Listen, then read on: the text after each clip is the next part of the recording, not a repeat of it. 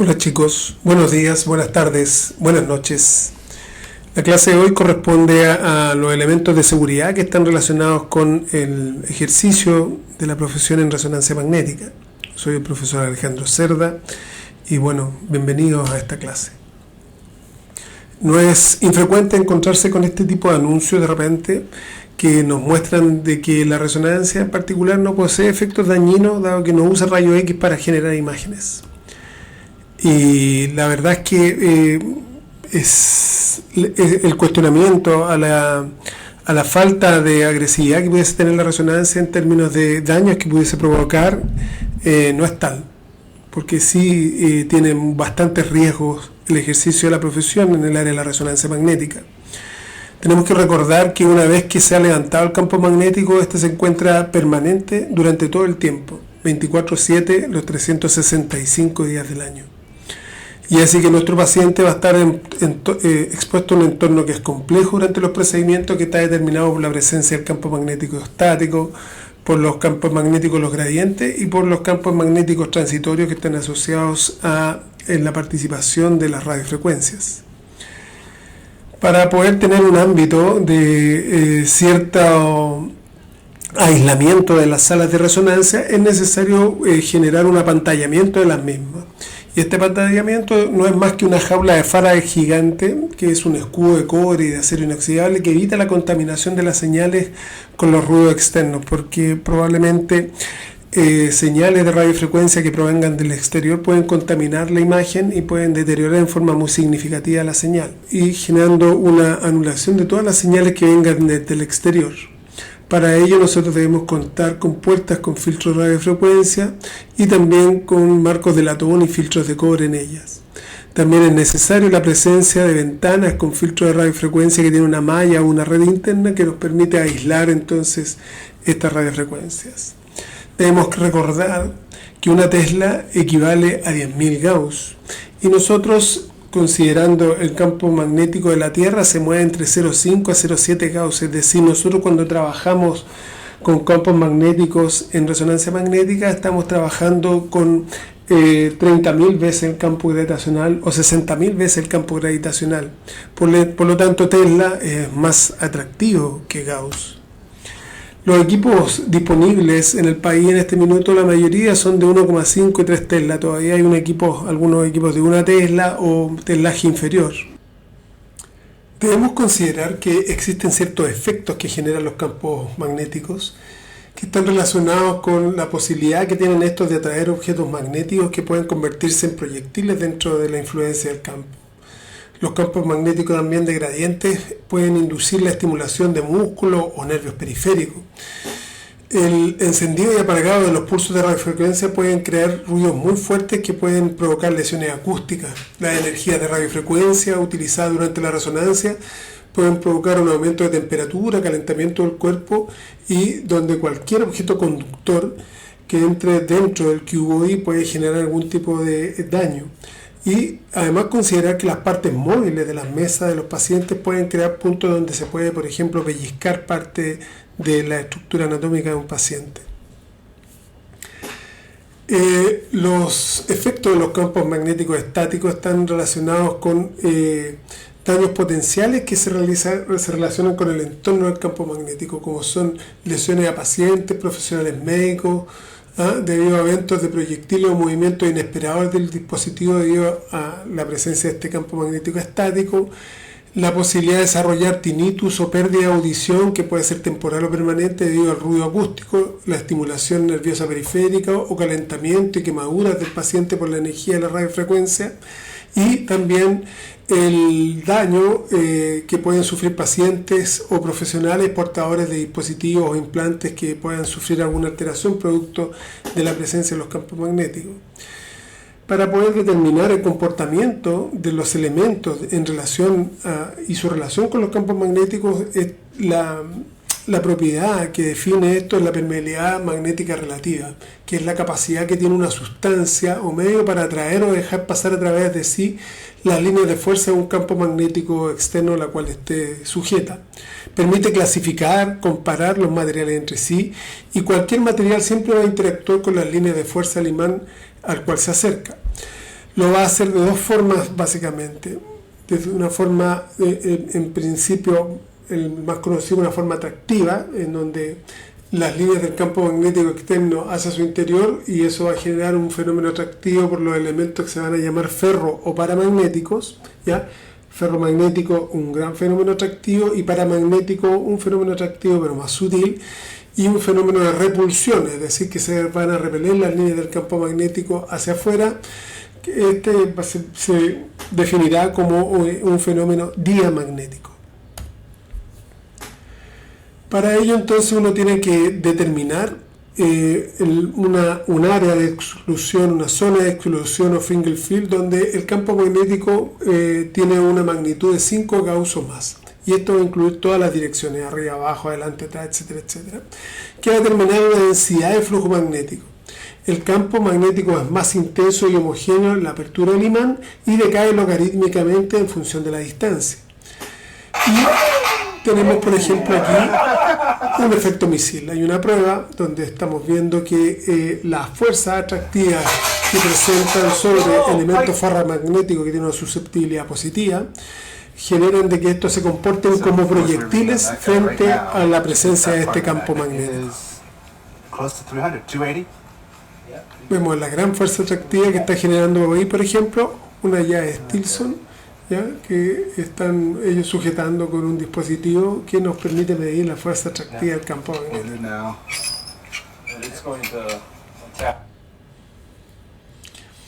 Estos proyectiles tienen la potencialidad de poder dañar a las personas y a la infraestructura. Recordemos que una de las principales fuente de lesiones de mayor importancia o de mayor impacto está relacionado con la presencia de elementos ferromagnéticos dentro de un campo magnético. Aquí ven en un video cómo se hacen pruebas, por ejemplo, con una bombona de oxígeno pequeña, y vemos que a cierta distancia ya empieza a ser atraída en forma muy significativa por el campo magnético, es atraída potentemente. La bombona no se va a ir directamente al lugar donde va a estar su polaridad, sino que a buscar su polaridad va a ir y venir hasta que llegue al punto donde se va a pegar al equipo.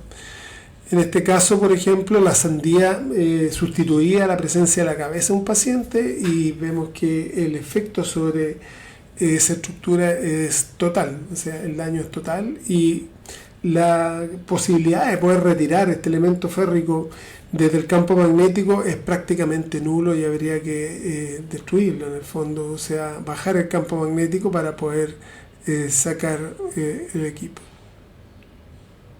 Ahí vemos la extrusión de una beer cage y vemos cómo quedó también lo que habría sido la cabeza del paciente.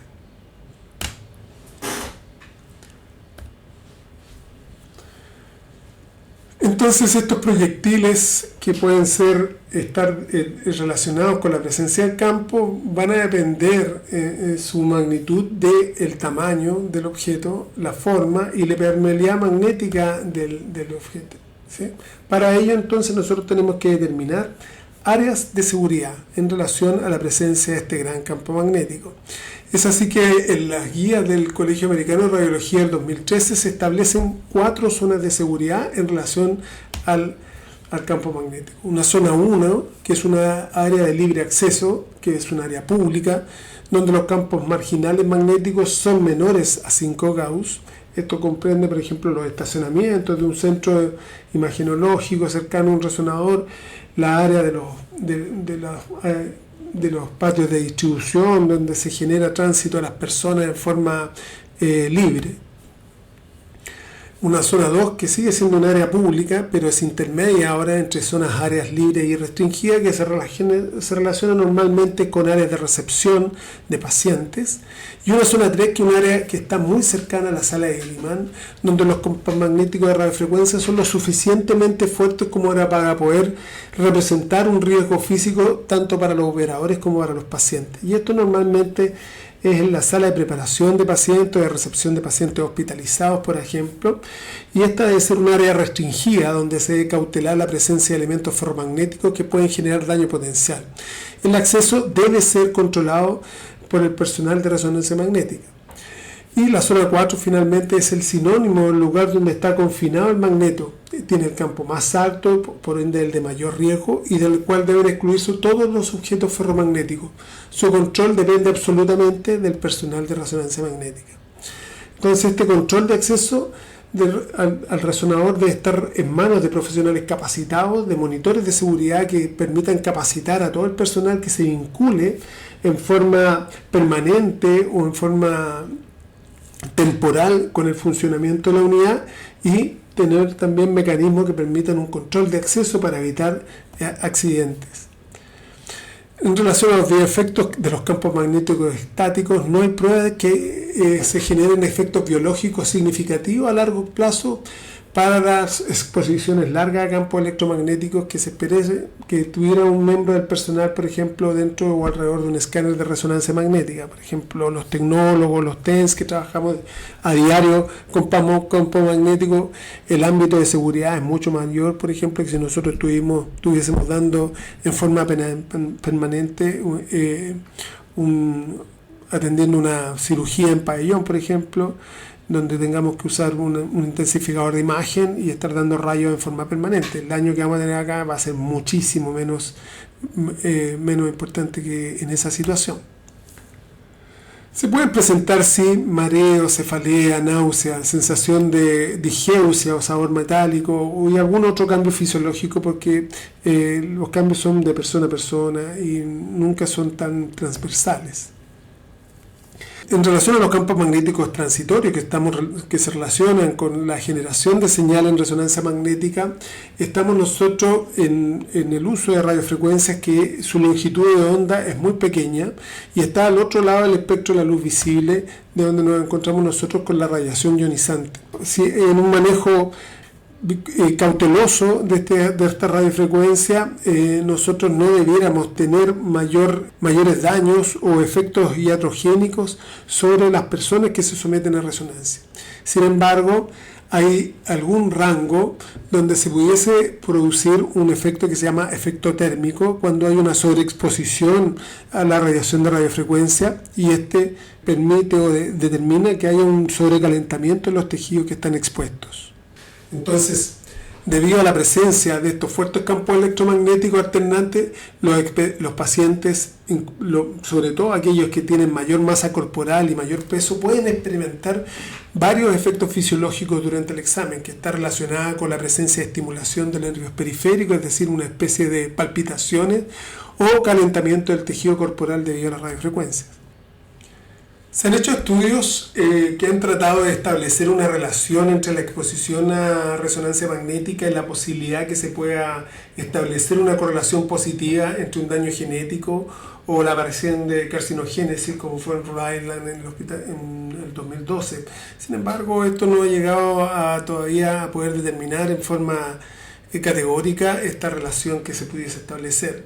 Sí, lo que se puede determinar es que existe un calentamiento inducido que está determinado básicamente por la ley de Faraday, donde un campo magnético oscilante genera corrientes eléctricas que se llaman corrientes Foucault en materiales conductores, y uno puede determinar en realidad que el cuerpo humano es un conductor razonable debido a la presencia de iones en los fluidos extracelulares e intracelulares. Diversas condiciones de salud también pueden reducir la capacidad de un individuo para poder manejar este desafío térmico durante la resonancia, que están asociadas por ejemplo a la presencia de enfermedades cardiovasculares, a la hipertensión, a la diabetes, a fiebre, a la vejez, obesidad. Y algunos medicamentos, incluidos por ejemplo los diuréticos, los betabloqueadores, los bloqueadores de los canales del calcio, las anfetaminas, los sedantes, pueden alterar las respuestas termorreguladoras de los pacientes a una carga calórica. Los eventos térmicos representan el 59% de todos los eventos adversos informados a la FDA para sistemas y bobinas de radiofrecuencia. Y la lesión térmica se atribuyó a contacto con otro objeto, por ejemplo, cualquier cosa presente dentro del Q-body del sistema de resonancia se considera un objeto, por ejemplo, las bobinas accesorias, las derivaciones de electrocardiograma, auriculares, implantes de paciente, ropa del paciente, para poder establecer una asociación entre la lesión térmica y la presencia de estos objetos, uno tiene que determinar básicamente que existe una relación entre ambas situaciones. Existe también una consideración que uno debe establecer que debe evitar de que haya contacto de la piel con piel, porque también se pueden atribuir lesiones a este tipo de contacto, y también evitar un contacto entre la piel y el Q-body. El mayor porcentaje de complicaciones entonces en resonancia van a estar relacionadas con quemaduras térmicas, como lo habíamos dicho. Aquí vemos un niño que presenta daños que están, uno en particular el de acá, que es la presencia en realidad en el fondo de una lesión térmica producto de un electrodo que quedó en contacto con la piel, y este otro niño que durante el proceso anestésico su codo estuvo en contacto con el borde del equipo. Para ello entonces existen campañas que buscan contribuir a una disminución en forma significativa de este tipo de lesiones que se pudiesen causar producto de cosas que son más bien posicionales en el fondo. Y para ayudar a proteger las lesiones de las quemaduras térmicas se ponen normalmente almohadillas aislantes entre la piel del paciente y cualquier bobina transmisora ubicada dentro en el Q-body, por ejemplo, o en alguna antena en particular que sea emisora y receptora. Especialmente el área de la bobina del cuerpo de transmisión de radiofrecuencia, para garantizar que el espacio entre la pared y el Q-body y la piel del paciente sea significativo. Una sábana, por ejemplo, no representa un aislamiento adecuado y un espaciamiento significativo. Entonces no sirve, por ejemplo, una cosa tan delgada como una sábana. Tiene que ser una almohadilla. El SAR es un índice de absorción de energía específica que considera la radiofrecuencia absorbida por unidad de masa y se expresa en watt por kilo. La energía absorbida aumenta obviamente la temperatura corporal y va a depender de la bobina, la observación se va a concentrar localmente en la bobina de superficie o será relativamente uniforme en la estructura a estudiar si uno ocupa una bobina de volumen. Las estrategias para disminuir el SAR están asociadas a disminuir el número de cortes, disminuir el flip angle y aumentar, por ejemplo, el TR, ¿ya? Que son estrategias que uno puede tener en distintos equipos para poder evitar en realidad de que uno sobrepase estos coeficientes que están ya normados en forma automática por el equipo. También evitar entonces los contactos de la piel con la piel, porque se van a calentar, van a formar un bucle, van a facilitar el calentamiento y de que pueda haber puede haber una quemadura. Y eso es particularmente frecuente en pacientes que son muy grandes, muy corpulentos, los codos, la parte superior de los brazos, los hombros, por ejemplo. Y el paciente probablemente durante el examen no sienta más allá que un leve cosquilleo, pero luego esto puede llegar a convertirse en una quemadura.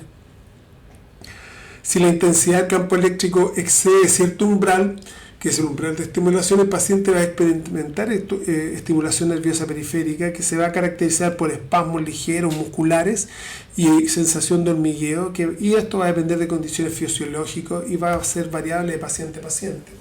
En forma preventiva, nosotros debemos mantener ciertas condiciones como son que a la sala no tenga una temperatura que exceda los 22 grados Celsius y que la humedad relativa del aire no supere el 60%.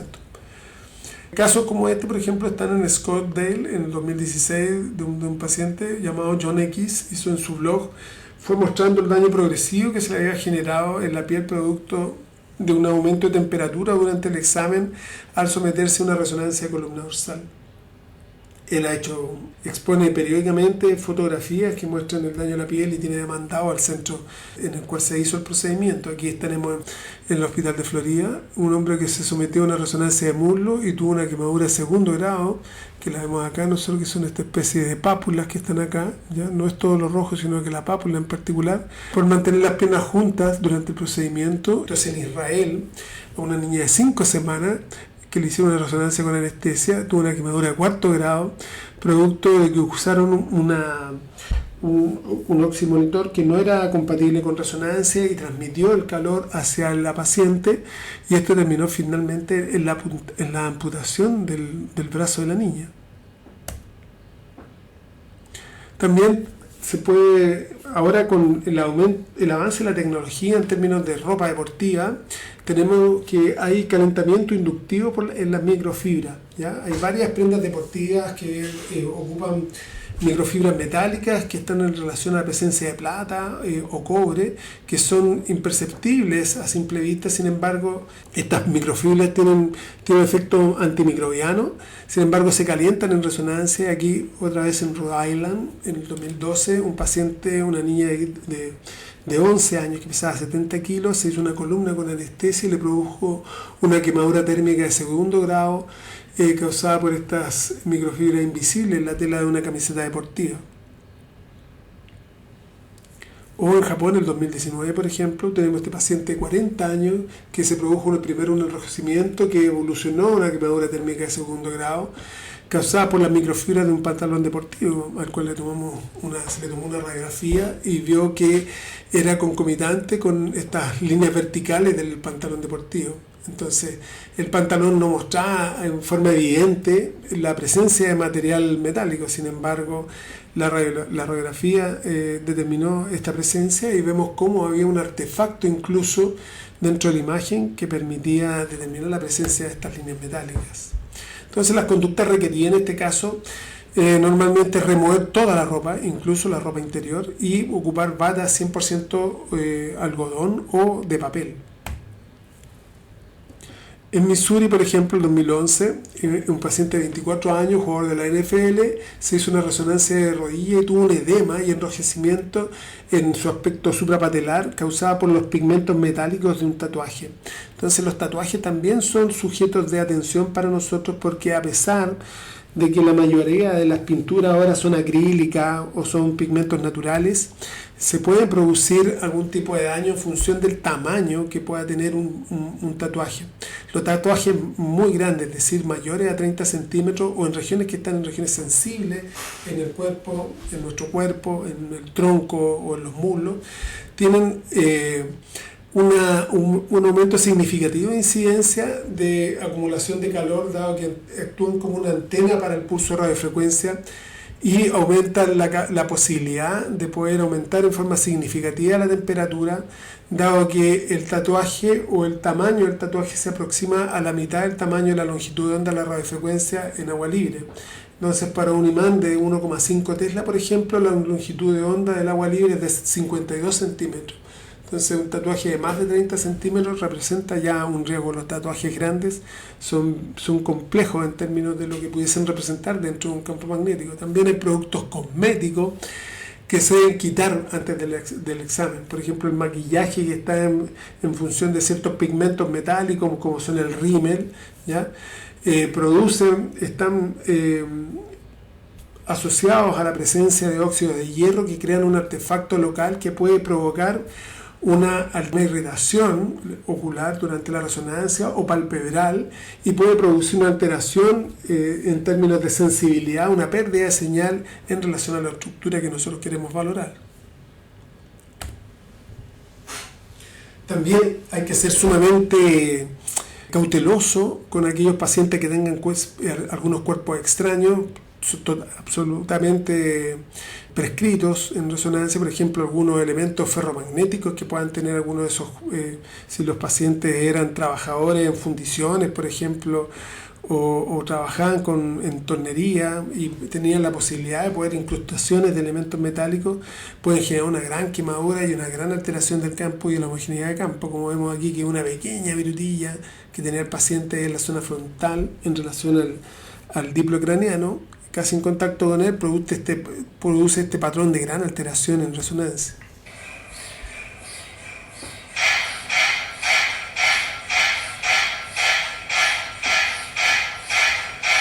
Los ruidos en resonancia son un factor, ¿cierto? Son generadas por los bobinas de gradiente que controlan la generación de radiofrecuencia. Para poder generar un pulso electromagnético, nosotros necesitamos generar estos zumbidos y golpes que van al pie a la presencia de este pulso electromagnético. La intensidad de los ruidos va a depender de la magnitud del campo magnético, el tipo de secuencia y algunos parámetros.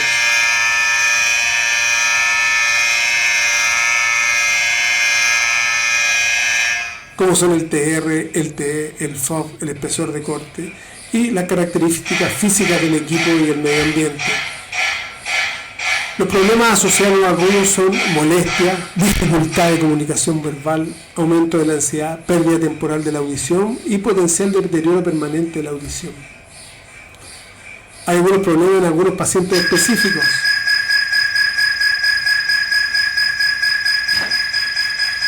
Por ejemplo, los pacientes psiquiátricos que tienen aumento de ansiedad o tienen confusión, pacientes sedados que tienen molestia a niveles altos de ruido y en los recién nacidos que retienen reacciones adversas a los ruidos.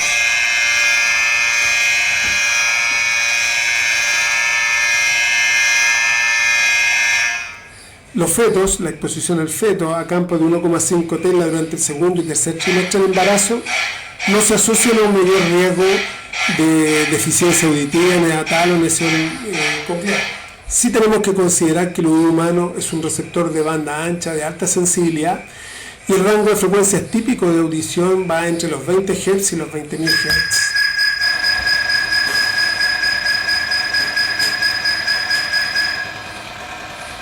En resonancia magnética nosotros tenemos que vamos a tener entre 84 y 103 decibeles en los equipos de 1,5 Hz.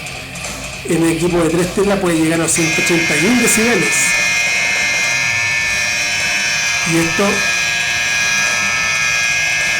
Y para la FDA, niveles por sobre los 99 decibeles deben suministrarse elementos de protección auditiva que permiten reducir en forma significativa este incremento del ruido, entre 10 y 30 decibeles. Hay progreso asociado a un control activo de reducción de ruido que está desarrollado de hardware en equipos, por ejemplo, que son superconductores, que son cámaras de vacío, como es en los equipos Canon, que antes era Toshiba.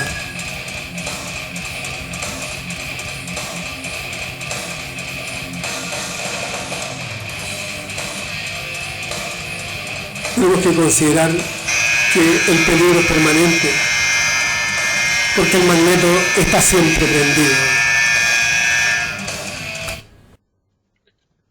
Recordemos entonces que el magneto siempre está encendido, por lo tanto representa un peligro en forma permanente. Entonces, para poder determinar conductas de seguridad, tenemos que determinar qué actitud tomar frente a ciertos materiales y dispositivos. En el 2008 se establecieron los criterios de etiquetado de la FDA que desarrollaron para poder determinar el comportamiento de los objetos que fuesen llevados a la zona 4. Entonces, un etiquetado verde representa un elemento seguro que no representa peligro conocido en ningún entorno de resonancia magnética, son seguros, incluyen elementos no conductores, no metálicos, sino magnéticos. En amarillo tenemos los elementos que son condicionales, que se ha demostrado que no representa peligro, conocido en un entorno de imágenes de resonancia, pero en ciertas condiciones de uso específicas. Las condiciones que definen el entorno de la resonancia incluyen la intensidad de campo magnético, el gradiente magnético espacial, el campo de radiofrecuencia, el SAR, por ejemplo. Y en rojo vamos a tener un elemento inseguro, un elemento que no se debe relacionar con el campo magnético. También tendremos criterios de seguridad que están relacionados por el tipo de exclusión o el tipo de factor de exclusión que nosotros ocupemos, si son factores de exclusión absolutos o relativos. Los factores de exclusión absolutos son aquellos que son dispositivos, implantes que no pueden entrar al resonador, por ejemplo, desfibriladores, audífonos, bombas de insulina, bombas de infusión, por ejemplo. Para poder determinar en el fondo la presencia de alguno de estos elementos es necesario tener una estrategia de screening que permita detectar los potenciales riesgos que pueda tener un paciente y que puedan afectar al mismo durante el procedimiento. Para ello nosotros la mayoría de los centros tienen una encuesta de seguridad y una entrevista verbal previa al examen.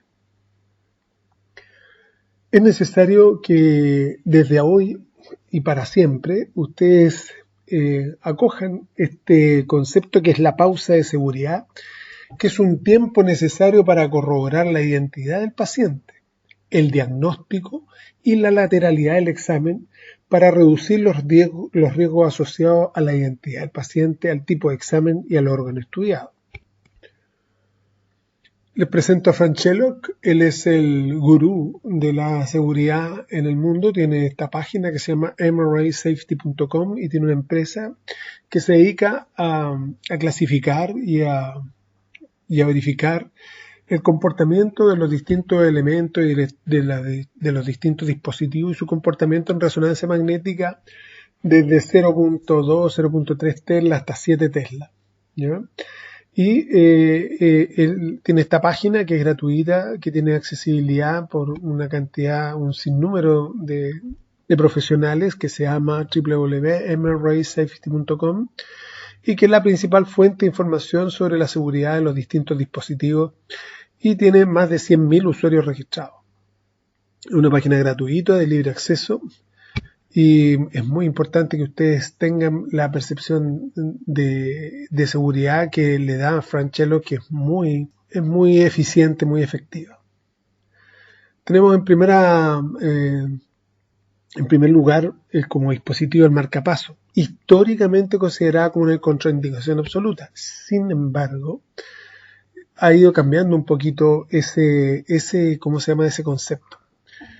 Básicamente porque en la actualidad se han fabricado dispositivos compatibles. Antiguamente los riesgos de una resonancia magnética en pacientes con marcapasos antiguos se basaban en 3 tipos de interacciones físicas, ¿ya? Del campo magnético estático, del campo magnético de las radiofrecuencias y del campo magnético de los gradientes. Cada una de ellas producía una disfunción específica que podía provocar daños graves tanto al paciente como al dispositivo, y esto podía acarrear incluso la muerte.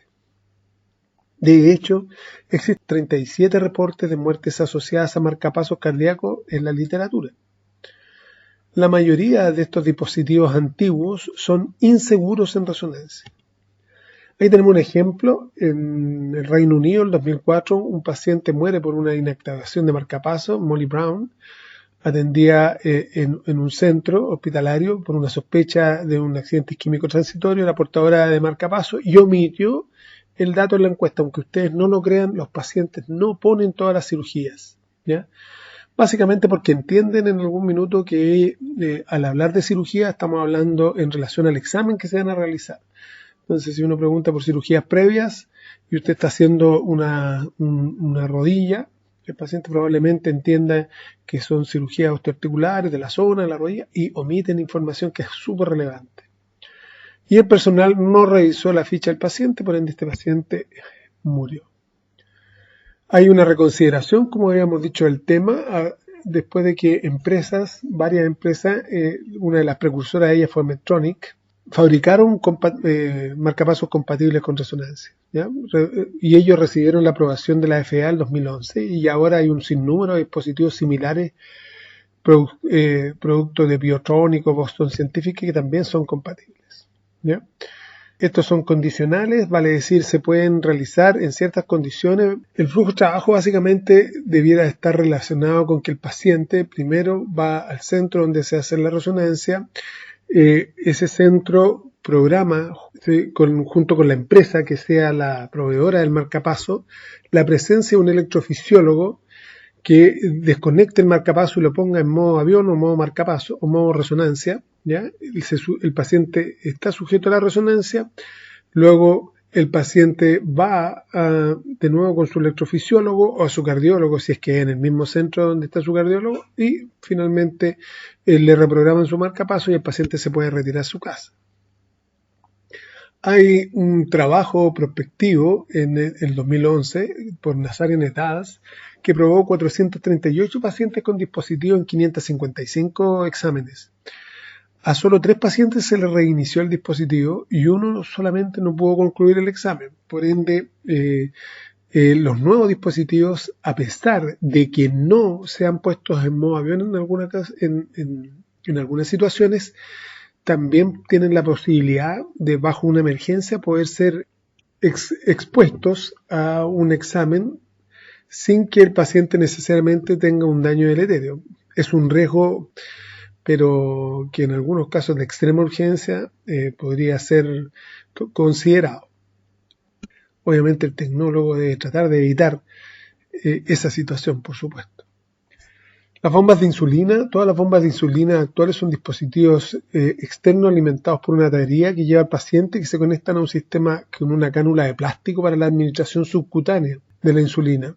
Muchas de estas bombas contienen materiales ferromagnéticos e incluso podrían convertirse en proyectiles dentro del entorno de la resonancia, ¿ya? Y son inseguras en resonancia.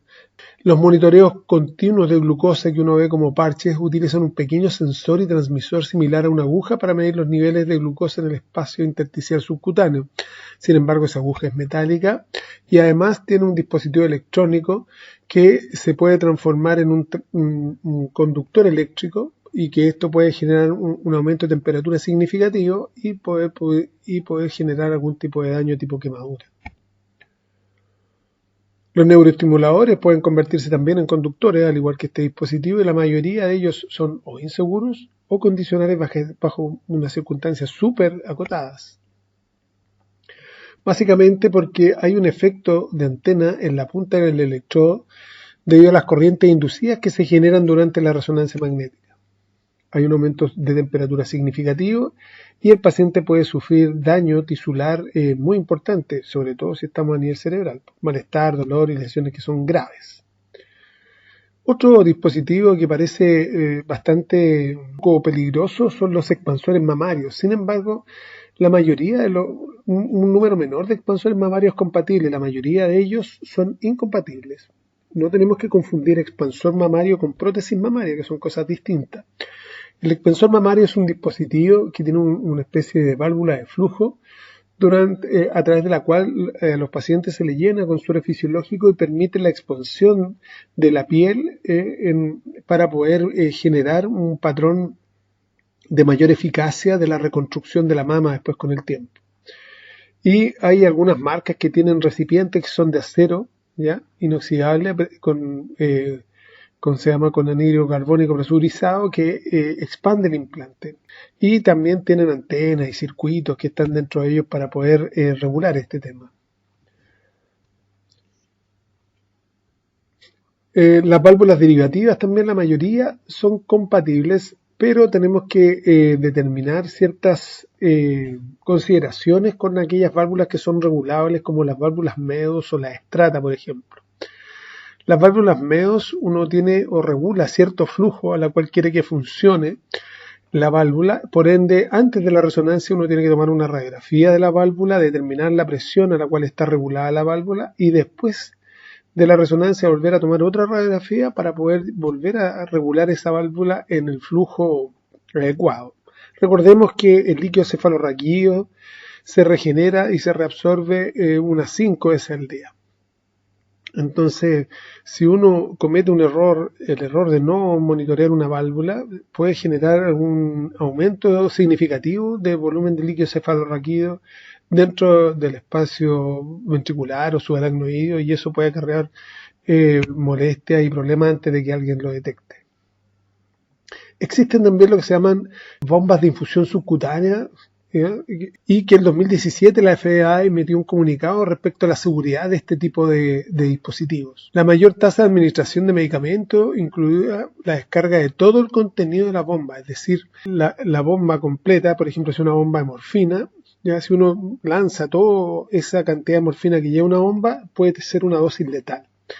Entonces, durante el procedimiento, uno tiene que cerrar el fármaco, drenar la bomba, y evitar de que ésta tenga algún tipo de flujo durante el procedimiento. En Madrid del 2017, una paciente durante un procedimiento falleció en un centro de diagnóstico, en un resonador, cuando estaba siendo sometida a una resonancia magnética por un problema en su rodilla. Sin embargo, la paciente tenía una bomba dosificadora de morfina por los dolores de columna que ella padecía. Y durante el procedimiento se liberó todo el volumen de morfina que traía el paciente en una bomba Prometra y la paciente finalmente murió. Entonces, estos tipos de dispositivos son condicionales y en realidad para el manejo que hay en la mayoría de los resonadores que no están asociados a una gran entidad, una clínica grande, por ejemplo, son dispositivos que son de exclusión absoluta, porque uno no tiene los recursos para poder vaciar o evitar el sondeo de la bomba. Se requiere entonces en cada caso siempre saber en cualquier elemento de osteosíntesis, por ejemplo, la fabricación, el tipo, el modelo, el número de serie, el material usado, porque es muy importante. Los fijadores externos en términos generales no representan algún problema para ser sometidos a resonancia. Sin embargo, muchas veces debido a la longitud del implante o a la forma, acordémonos que al igual que por ejemplo lo que habíamos visto nosotros en los tatuajes, también tenemos de que dispositivos muy largos que tengan un diámetro demasiado largo esté relacionado con la longitud de onda que tengan en la radiofrecuencia y pueda interactuar y aumentar su temperatura. Sin embargo, si eso está en un hueso, la verdad es que no representa gran problema. Todo lo que esté fijado a hueso no va a generar un daño potencial. Sin embargo, existen algunos tipos de, elementos de fijación, como son los Ilizarov, que tienen un aspecto circular y eso genera un bucle de corriente, donde la descarga calórica se produce a través de los fijaciones, ¿ya? Entonces, aquí en vez de disiparse el calor por todo el cuerpo, se concentra en estos bucles que tiene acá este tipo de dispositivo y los pacientes pueden llegar a quemarse, así que son inseguros en resonancia. Las prótesis penianas, existen un par de modelos que son bastante difundidos en el mercado, que son los Durafase y los Omnifase, demostraron cualidades ferromagnéticas sustanciales en equipos de 1,5 Tesla y son inseguros.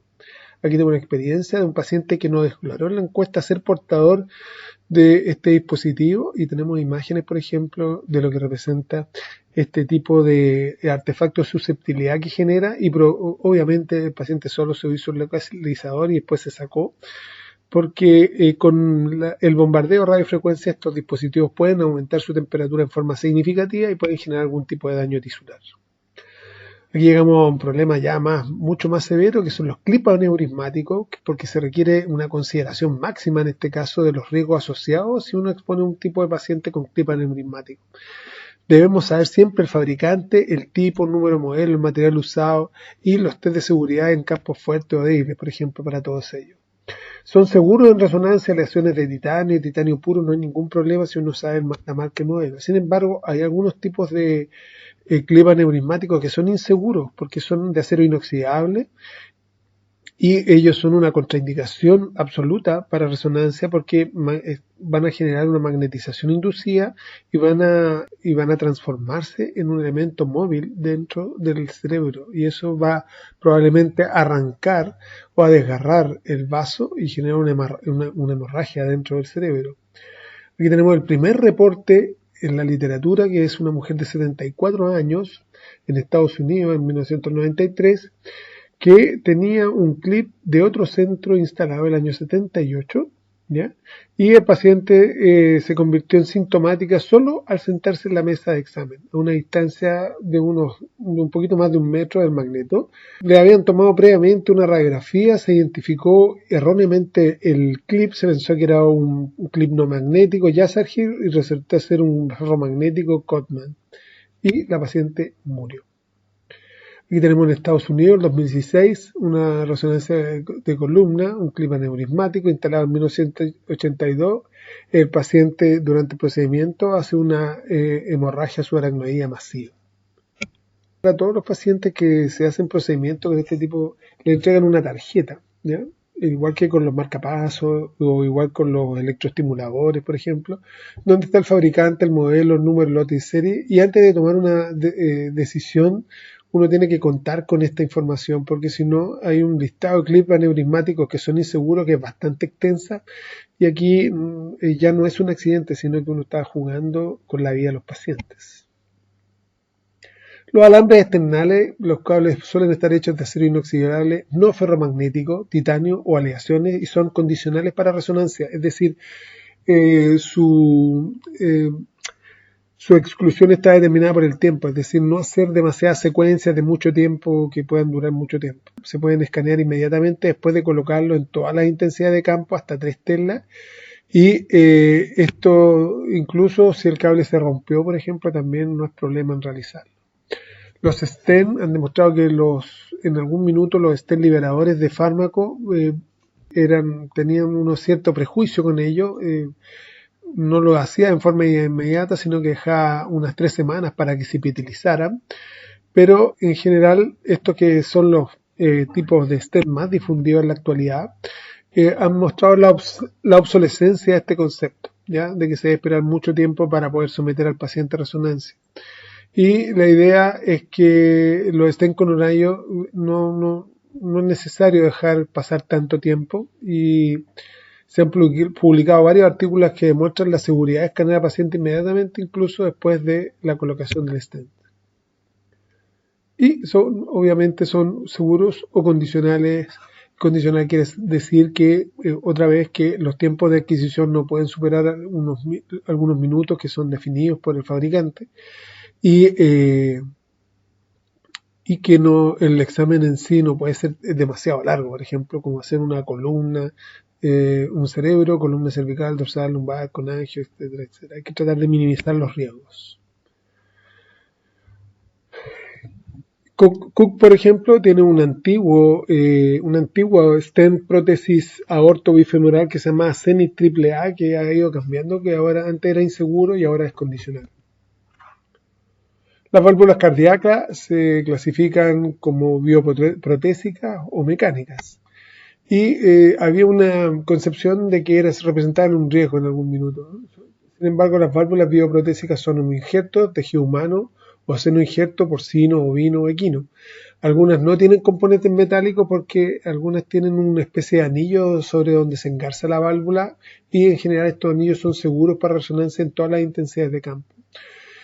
Estos los convierte a todas estas que no tienen anillos son seguras, y las que tienen anillos son condicionales. Todas las válvulas mecánicas contienen también metal, titanio o una aleación, al menos en su estructura de soporte, y todas las válvulas actualmente disponibles en el mercado tienen la posibilidad de ser consideradas solamente condicionales, es decir, uno no puede exceder ciertos límites de radiofrecuencia con ellas. Los dispositivos de anuloplastía y reparación de válvulas implantados quirúrgicamente más comunes no tienen componentes metálicos y son seguros para resonancia. Sin embargo, la popular serie de Carpentier Edwards y varias otras están compuestas por aleaciones de titanio y son condicionales para la resonancia magnética. En relación a las balas y perdigones, teóricamente estas están hechas de plomo o de elementos no ferromagnéticos como material constituyente. Sin embargo, no existe la certeza de la pureza de este tipo de elementos en su elaboración. Entonces se encuentran contaminados por materiales ferromagnéticos, ¿no? Y representan muchas veces un riesgo. Va a depender del tipo de examen, de dónde esté el elemento en cuestión. Por ejemplo, si ustedes van a hacer un cerebro y está en una pierna, probablemente eso no represente un riesgo, pero si ustedes van a hacer una rodilla y está en la misma, en el hueco oblíteo, yo tendría un poquito más de cuidado. Se debe tener extremo cuidado entonces cuando uno decida llevar a cabo un procedimiento en pacientes con perdigones, por ejemplo, balas, metrallas u objetos balísticos similares. Aquí tenemos un ejemplo de un paciente que tenía una esquila ocular y durante el procedimiento rompió la prótesis ocular que tenía el paciente, y producto del desplazamiento de esta esquila. En relación al embarazo, la FDA determina que la seguridad de la resonancia magnética no ha sido determinada, ¿ya? No dice que es inseguro, pero tampoco dice que es seguro. Sin embargo, el Colegio Americano de Radiología, valorando el riesgo-beneficio, aprobó su uso a cualquier edad gestacional.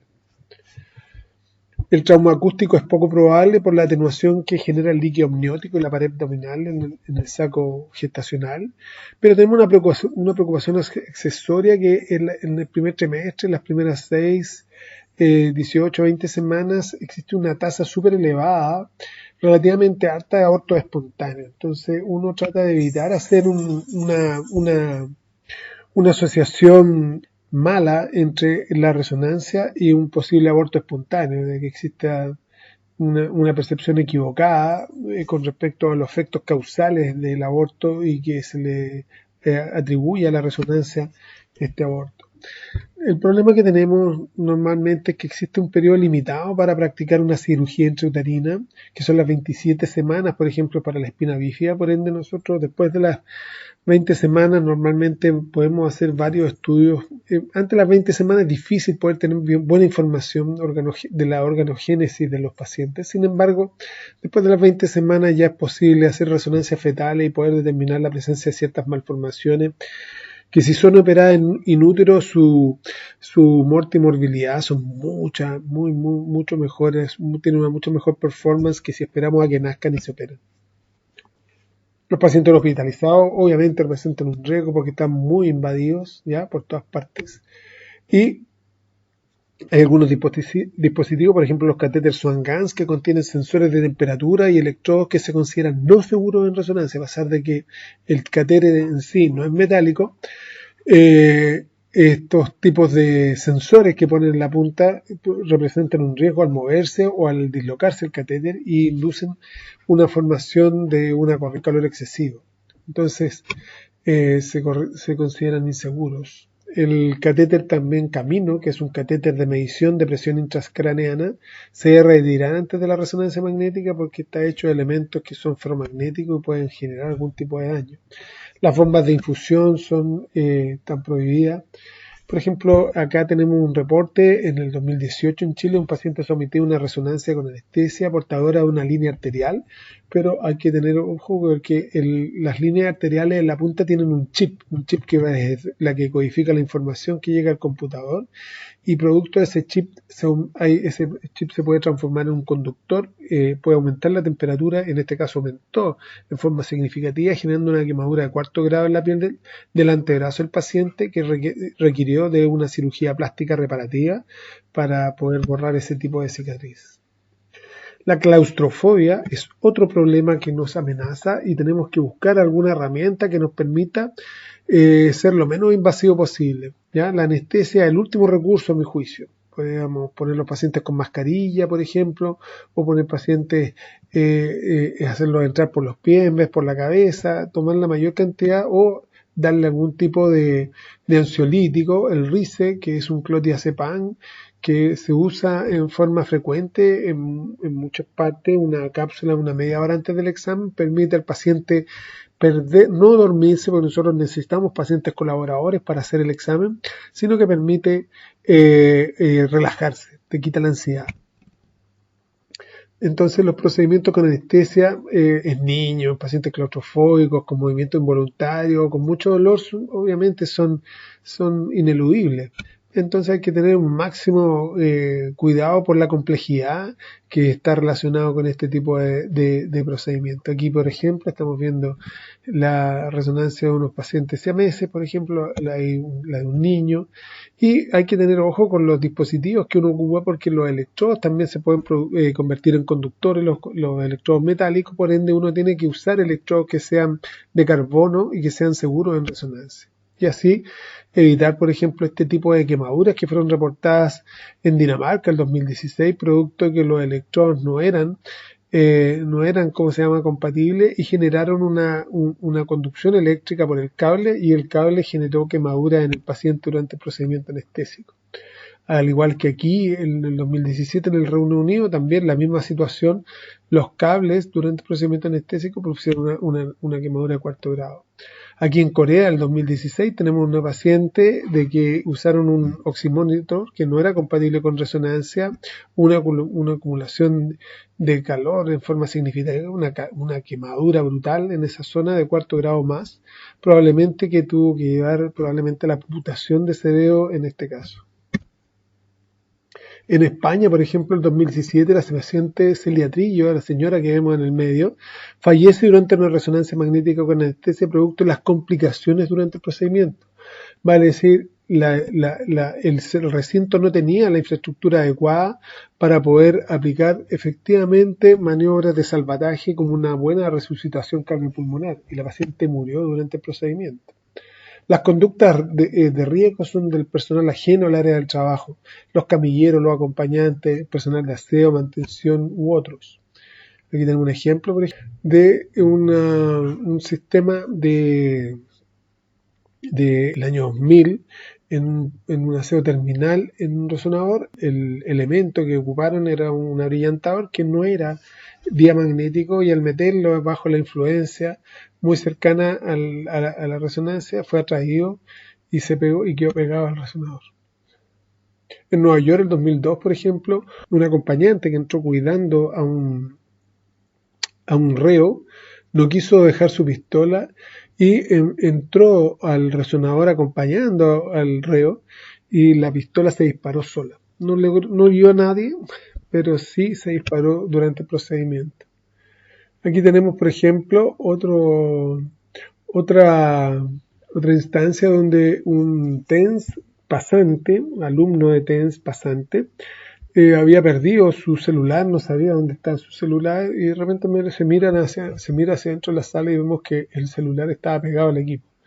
Entonces hay que tener cuidado con la educación de todo el personal que rodea la resonancia y aquellos que resultan un peligro, porque obviamente este celular pudiese haber golpeado a un paciente en el minuto de que el TENS estaba pasando al paciente, porque puede generarse daño a los pacientes y también a los operadores. Esta es una imagen de una serie antigua ya, que era ER, y en el capítulo 15 vemos cómo una camilla era arrastrada hacia el resonador y quedaba con un paciente pegado. Uno dice, pero eso no es probable que no ocurra nunca. Sin embargo, sí ha ocurrido. Por ejemplo, en Estados Unidos, en 2001, este niño era Michael Colombini, se cayó en bicicleta, fue derivado a un centro asistencial, le hicieron una tomografía computada y, como un hallazgo incidental, se encontró un tumor benigno en su cerebro, lo operaron, y en el control postoperatorio con anestesia, en el minuto de entrar al resonador, uno de los auxiliares que acompañaba al paciente entró con un tubo de oxígeno a la sala de examen. Este tubo golpeó y fracturó el cráneo de Michael y le provocó la muerte. Tras 9 años, el tribunal falló como negligencia culposa del incidente al centro asistencial y tuvo que pagar cerca de $3 millones. En Brasil, en 2013, en el Hospital Veracruz de Campinas, 3 pacientes, ¿ya? Una mujer de 25 años, un hombre de 36 y un hombre de 39 años, sufrieron paros cardiorrespiratorios tras la administración del contraste. Durante la investigación se determinó de que los tipos reciclaban los frascos de medio contraste y se guardaban en ellos perfluorocarbono. Entonces un TENS pasante no sabía que había esa práctica, tomó 3 frascos de contraste, llenó la jeringa, se lo inyectaron a los pacientes y los pacientes tuvieron paros cardiorrespiratorios. Aquí tenemos Nueva Zelanda, el 2014, en un hospital, un hombre de 70 años entró a la zona 4 sin cambiarse la ropa, porque no tenía la política de cambiar la ropa, y tenía dentro de su ropaje un cuchillo en su bolsillo. Este salió volando, le fracturó la cara, causando un trauma ocular grave y una fractura orbitaria. Esto es en India, en noviembre del 2014, en el Tata Memorial. Un tecnólogo médico y un auxiliar sufrieron graves heridas tras meter un tubo de oxígeno gigantesco dentro de la sala del resonador.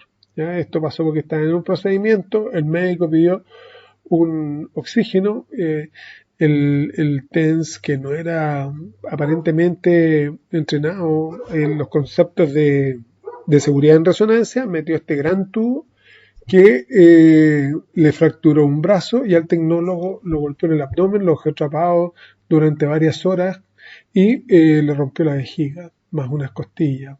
El valor de esto fue de $45.000 para subir el campo, el daño al hardware, semanas sin atender pacientes, ¿ya?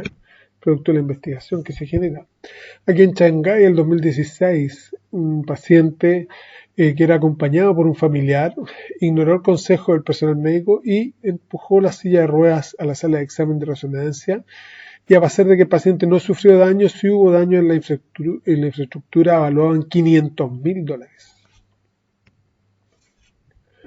En Boston, en el 2016, en un hospital, el camillero se equivocó. ¿Ah? Él había ido a buscar un paciente y, en vez de llevarse al paciente al lugar, lo introdujo en la sala de resonancia. Se equivocó de puerta, en el fondo. ¿ya? El empleado gritó pidiendo ayuda y dos colegas concurrieron para poder evitar males mayores. Ayudaron al paciente a salir y dejaron ir la cama que quedó, como ustedes ven, pegada al equipo. El paciente no sufrió daños, pero sí la infraestructura del lugar. Esto fue en India el 2018. Este es un Rajesh Maru, esta es su foto de Facebook en esa época, y acompañaba a un familiar que se haría un examen de resonancia magnética portando un balón de oxígeno y le preguntó si podía entrar a la sala con el balón, ¿ya? Y una persona ajena al área dijo que no era problema porque el equipo solo funcionaba cuando se hacía la resonancia, cuando estaba prendido para hacer el resonador, no cuando estaba apagado. Al entrar en la sala, el balón fue succionado por el magneto, arrastró a la persona y la muerte se debió a la inhalación de oxígeno líquido y posterior un neumotórax a tensión que se generó. Se arrestó al médico, aparte el personal, ya, y por la causa de muerte por la negligencia que tenía. El TM bajó al campo, iniciaron las maniobras de resucitación, no lograron reanimarlo y el equipo estuvo 9 meses cerrado por orden del juez mientras se hacía la investigación. Hagan esa.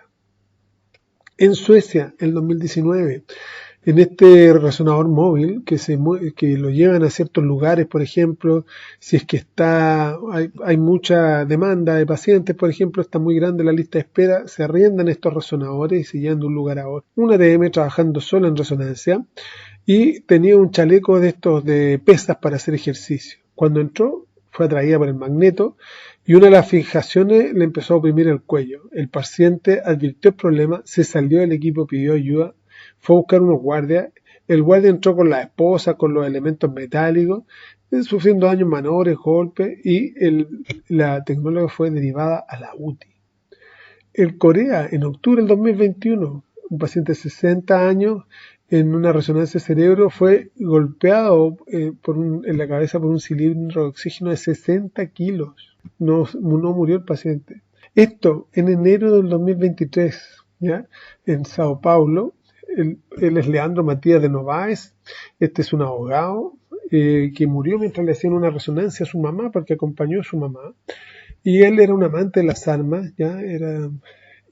No quiso o omitió la información de que él llevaba y era portador de un arma. Y al entrar al resonador, fue atraída el arma, se disparó y le disparó en el abdomen y el acompañante murió a causa de las heridas que sufrió producto de este accidente.